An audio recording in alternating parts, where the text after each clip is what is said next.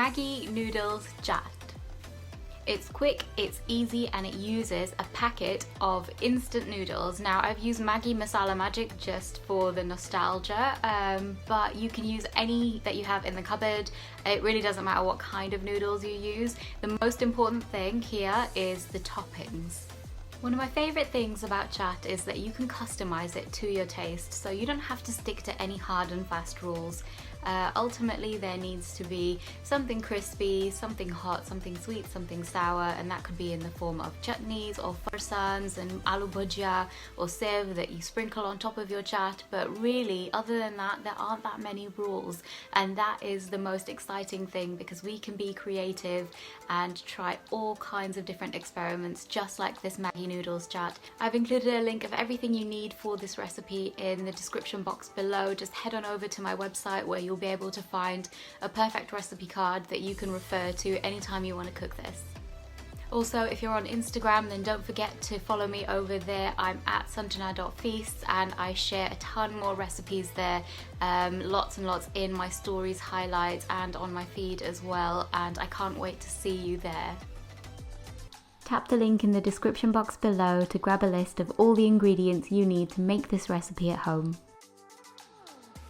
Okay, so no chaat is complete without a sweet and salty masala yogurt, so let's make that first. Take some plain yogurt in a bowl. Add black salt, also known as kala namak, sugar, and roasted cumin seed powder. For the cumin seeds, I just toast them up in a dry frying pan and then grind them to a coarse powder in my pestle and mortar. The smell is phenomenal. Mix this all up and then pop it in the fridge. We're going to need this to be nice and chilled for our chaat. Grab 2 packets of your favourite instant noodles. As you can see, I'm using the old classic Maggi, but use whichever you like.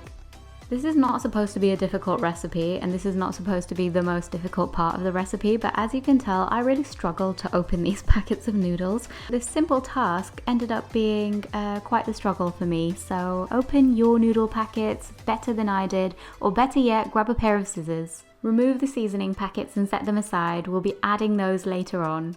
Use your guns of steel to break these noodle cakes up into small pieces. Breaking them up like this just makes for easier eating, as we're going to be adding a mountain of toppings later.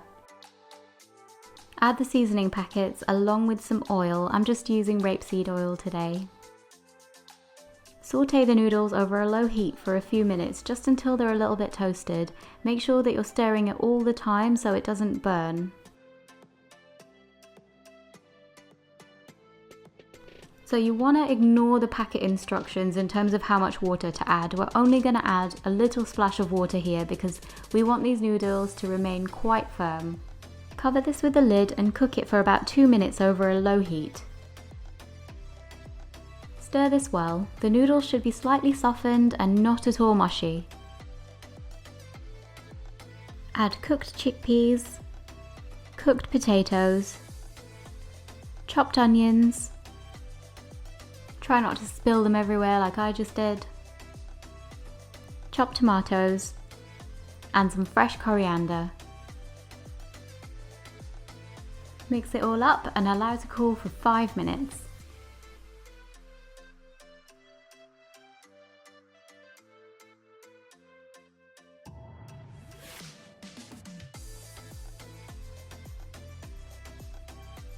Pile it all up into a noodle mountain.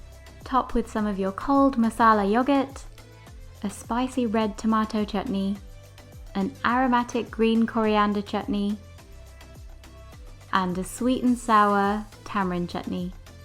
Find a link to all my chutney recipes in the description box below.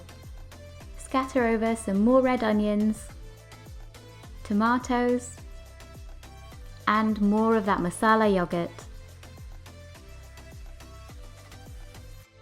Sprinkle with chili powder and chaat masala. Crunchy sev and fresh coriander leaves are the crowning glory for any chaat, so add these last. I won't even tell if you choose to add some crushed salted crisps. Serve your very sophisticated, very refined Maggi Noodles Chaat immediately. It doesn't hang around for long, so grab a fork and dig in.